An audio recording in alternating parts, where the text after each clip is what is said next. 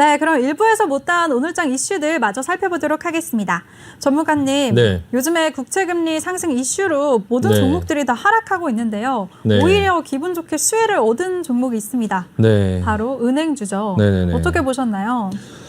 국채금리에 대한 이슈가 시장을 이렇게 좀 크게 이렇게 흔들거나 네. 뭐 이렇게 할 거라고 좀 뭐 이 정도까지 이렇게 흔들 거라고 나스닥을 그렇게까지 흔들 거라고 생각은 사실 못했는데 그 네. 부분 때문에 이제 그 금리가 인상되는 부분들이 굉장히 이슈로 받으면서 금리 상승 수혜주죠. 뭐 대표적으로 은행주, 보험주 그런 것들이 이제 그 기존에 장기간 동안에 이제 저금리 상태로 있다가 네. 뭐 예대 마진으로 보통 이제 회사의 수익을 내다 보니까 그 뭐 은행주들이 굉장히 흐름이 안 좋았어요. 그동안에 이제 굉장히 저평가된 영역에서 계속 있었고 네.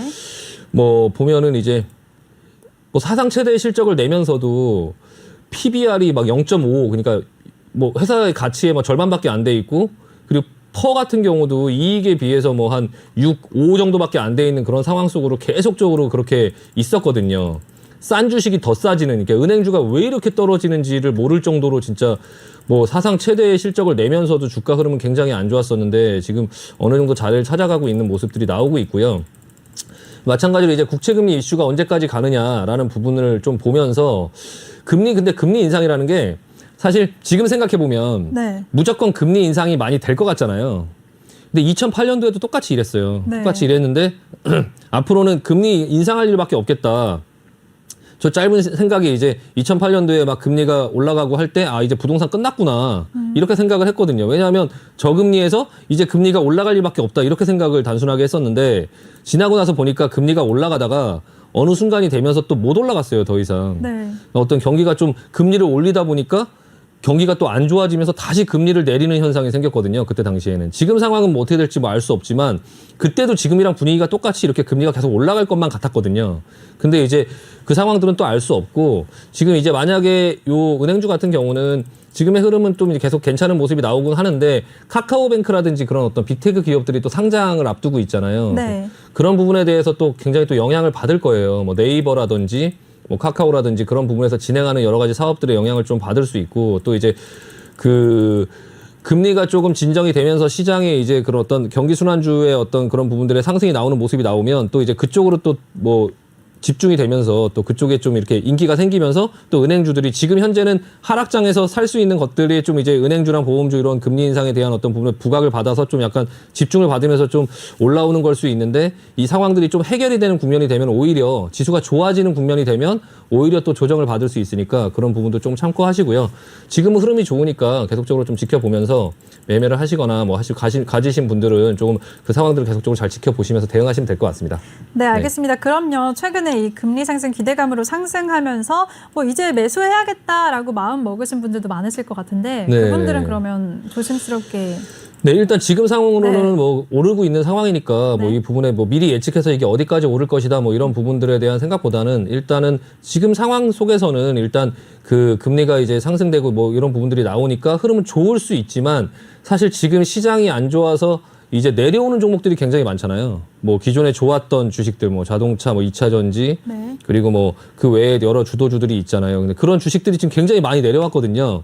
근데 그런 종목들이 내려올 때 이 은행주들은 올라가니까 나는 은행주를 사야지라고 생각하기보다는 현금이 있다면 그 주식들이 내려온 주식들을 싸게 사려고 하는 타이밍을 잡는 게 훨씬 더 합리적이지 않을까라는 생각을 한번 해봅니다. 예. 네, 알겠습니다. 네네. 그리고 은행주들 중에서요, 전문가님. 네. 저는 제주은행을 계속해서 요즘에 눈여겨보고 있거든요. 네네네. 예전에 네이버 인수설도 있었고 네. 최근에는 또 김정주 대표 네. 인수설도 있었는데 다 사실 무근이라고는 하지만 네. 그때마다 또 상한가를 갔거든요. 네, 참 이게 어떻게 주식시장- 생각하시나요? 네, 주식시장에서는 네. 사실 무근이 없어요.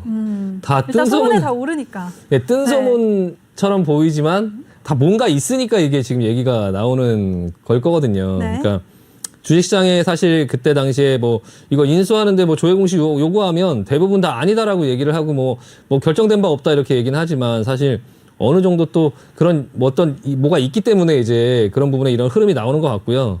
근데 이건 약간 이제 좀 위험하죠. 이제 이런 종목들을 개인들이 접근하기에는 조금 위험하고 이거는 이제 이슈가 만들어져서 이제 그 만들어지는 거기 때문에 약간 이런 경험이 많으신 분들이 그 이슈만 갖고 매매를 하는 거지 그 이슈가 이제 나오고 그 다음에 어떻게 어떤 패턴으로 되고 이런 패턴이 나오면 다음에 어떻게 움직이고 이게 어느 정도 다 예상을 하면서 매매를 하거든요. 이 선수들은요. 네. 근데 이제 그런 정도 수준이 아니면 이게 인수가 될 것이다 안 될 것이다 이런 부분이 사실 선수들한테 중요하지 않아요. 그냥 패턴을 보면서 이 상황에선 이렇게 나올 거고 이렇게 나올 거니까 여기서 요만큼까지만 내가 하겠다라고 목표를 정하고 들어가는 거기 때문에 사실 일반적인 매매를 하기에는 좀 적당하지는 않습니다. 제주은행 같은 경우는요. 오히려 차라리 그냥 뭐 DGB라든지 뭐 옛날 대구은행이죠. 뭐 이런 거 같은 경우는 똑같은 지방은행이어도 사실 그런 부분에 손을 탄 게 아니기 때문에 지금 뭐 이런 것들이나 뭐 KB금융, 하나금융지주, 신한지주, 뭐 은행주를 매매할 때는 뭐 그런 쪽으로 하시는 게 좋고요. 제주은행은 그냥 공부한다 생각하시고 그런 어떤 이슈가 나왔을 때 종목들이 어떤 패턴으로 움직이는지 조금 그냥 눈으로 그냥 좀 보시던가 아니면 뭐 한 주, 두 주만 사서 한번 경험을 해보시는 건 뭐 좋다고 생각합니다. 네. 네, 알겠습니다. 네, 은행주들 중에서도 제주은행은 인수설로 상승하는 부분은 전문가들의 영역이다라고 선을 그어주셨습니다. 그럼 다른 이슈도 살펴보도록 할게요. 전문가님이 매번 네. 출연하실 때마다 강조하시는 종목이 있죠. 또 테마가 해운주들인데요. 네. 오늘 그중에서도 대한해운이 가장 큰 폭으로 올랐어요. 6%대 강세 보였는데 어떻게 보셨나요? 네, 대한해운이 좀 이제 박스권에 있다가 네. 지난번에도 제가 페노션이 올라가고 벌크선 관련된 이제 그 해운주들이 상승을 하고 있으니까 좀 이번에는 순환매로 대한해운을 한번 좀 보자라고 했는데 네. 일단 박스권 돌파하면서 오늘 좀 큰 폭의 상승이 나왔거든요. 네. 이게 지금 상승이 계속적으로 이어질지에 대해서 조금 한번 지켜볼 필요가 있고요. 이게 지금 오늘 일단 박스권을 이제 돌파하면서 지금 위에 매물을 어느 정도 소화해주는 모습이 나왔어요. 그래서 내일 장 초반에 어떤 식으로 움직이는지를 조금 관심 있게 볼 필요가 있고요. 페노션 같은 경우는 오히려 약간 조정을 받으려고 하는 모습이 조금 보이고 있어요. 근데 이게 뭐 큰 폭의 조정이 나올 것 같지는 않고요. 옆으로 뭐 하루 이틀 정도 조정이 나오든가 아니면 대한해운이 뭐 크게 간다고 하면 또 여기서 뭐 바로 갈 수도 있고요. 그냥 그 조정이 나올 수 있다라는 부분도 어느 정도 염두하면서 대한해운을 먼저 위주로 조금 보실 필요가 있을 것 같습니다. 지금 해운주는요. 네. 네, 알겠습니다. 해운주들 가운데서도 순환매가 돌고 있는데 그래도 대한해운을 주목해보자라고 정리를 해주셨습니다. 그리고 약간 비슷하게 국제유가가 계속해서 상승세를 보이면서 조선주들도 빨간불을 켰습니다. 어떻게 네. 보셨나요, 조선주들은? 네, 이게 조선주가 움직이는 걸 보면서 뭐 네. 조선주가 뭐 업황이 좋아졌다 이런 생각을 하기보다 사실 그냥 경기 순환주들이 네. 전부 지금 주가가 조정을 받고 이렇게 조정장이 왔을 때 딱히 이제 살 수 있을 만한 것들이 지금 앞으로의 흐름이 이제 조선주라든지 저가 매수 이런 것들이 좀 덜 빠질 만한 종목들이나 뭐 이렇게 조선주, 철강주, 뭐 이런 은행주 이런 쪽으로 평상시 때 그 전에 성장주들이 조금 약간 지금 좀 잠잠하고요. 그것들이 이제 하락폭이 좀 크고 그리고 이제 가치주들 그냥 어느 정도 그런 가치를 갖고 있는 회사들이 좀 주가가 상승하는 모습이 나오고 있고요. 지금 네. 현대미포조선 지난번에 말씀드렸는데 조선주 중에서 벌크선을 하는 업체고 이 회사 주식이 지금 이제 실적이라든지 이런 부분들이 제일 괜찮아 보여서 약간 조선주 중에는 가장 센 것 같고요. 한국조선해양 같은 경우는 이제 조금 이제 미포조선보다 좀 약하지만 어느 정도 반등이 나와주는 모습이 나왔고요. 반면에 이제 삼성중공업이 좀 많이 처져 있어요. 삼성중공업이 조금 이제 상당히 좀 많이 처져 있는데 일단은 조선주를 하려고 할 때 이제 현대미포조선을 조금 위주로 좀 보자라는 말씀을 좀 드리고 싶습니다. 이게 전반적으로 그냥 가치주들이 좀 지금 조정장에 조금 전반적으로 같이 움직이는 것 같아요. 네.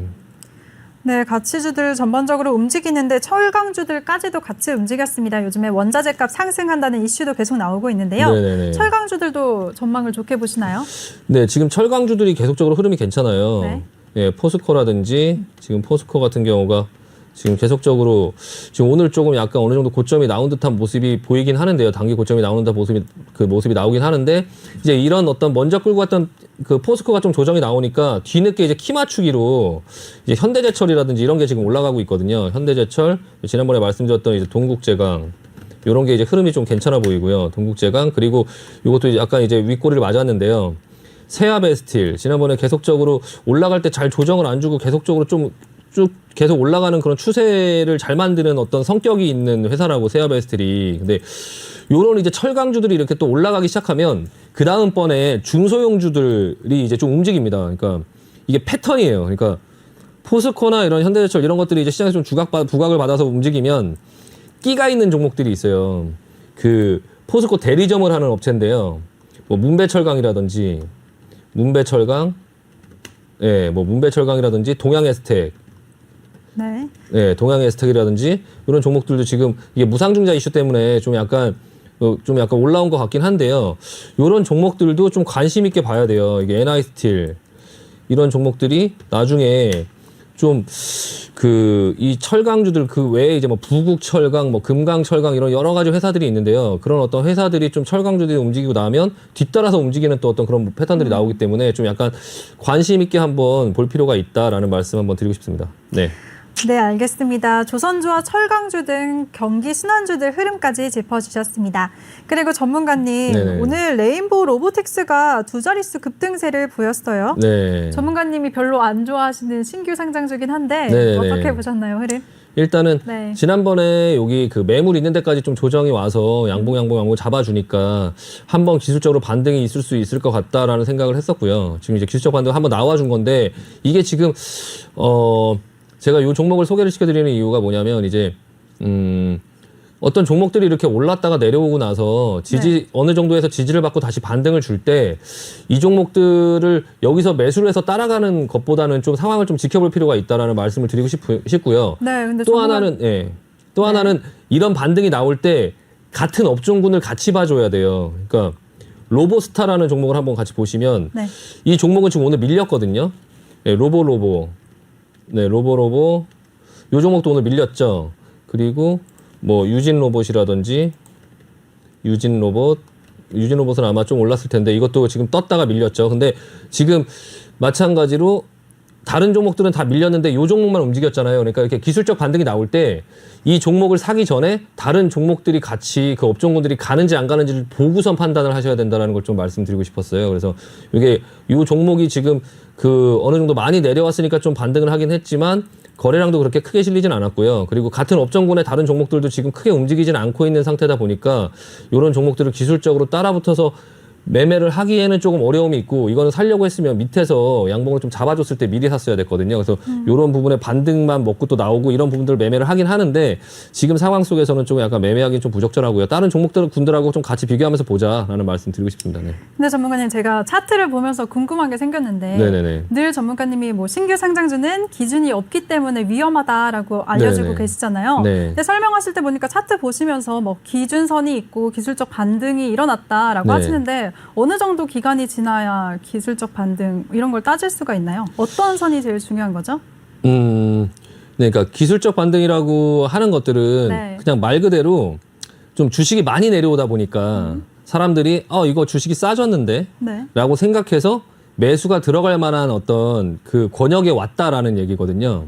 근데 그거를 사람들이 이제 그렇게 가격이 싸졌다, 살만하다라고 할 때 그게 어떤 재료로 인해서 확 반등을 하는 경우가 있고요. 아니면 그냥 그 평균 가격, 그러니까 그 사람들이 많이 모여있는 평균 가격들이 있어요. 네. 그걸 보통 이평선이라고 하는데요. 이동평균선. 그러니까 보통 5일선이라고 얘기하잖아요. 그러면 5일 동안 거래한 사람들이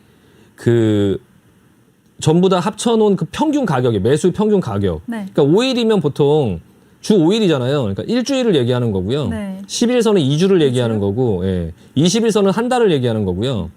60일선은 3개월을 얘기하는 거고, 100일선은 6개월을 얘기하는 거예요. 그러니까 그 동안에 샀던 사람들이 그 평균 가격, 그 이평선에 왔다, 그 현재 주식 가격이 이평선에 왔다라고 하는 거는 여러 사람들의 평균 가격대에 그 주식이 왔다. 그러면 반응을 보일 거다라는 걸 어느 정도 예상할 수 있는 거죠. 그게 이제 기술적으로 반등이 나올 수 있다라는 부분이죠. 그래서 그게 평균선이 길면 길수록 일주일 동안의 사람보다는 2주일 동안 사람, 한 달 동안의 사람, 6개월 동안의 사람이 훨씬 많겠죠.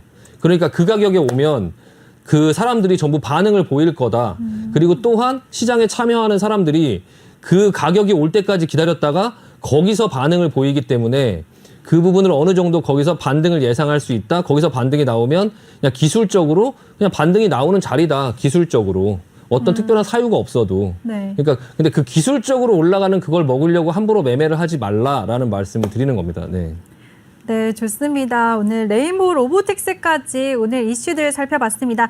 또 주린이들을 위해서 이동 평균선을 이용한 기술적 반등을 확인하는 방법까지 친절하게 알려주셨습니다. 이런 우리 신강서 전문가와 함께 하고 싶으신 분들 참여 방법 알려드릴게요. 노란톡 오픈 채팅 검색창에 중목의 제왕 신강섭이라고 검색하시거나 아니면 하단에 보이는 QR코드 스캔하시면 한 번에 들어오실 수가 있는데요. 비밀번호는 0000 누르시고 입장하시면 되겠습니다.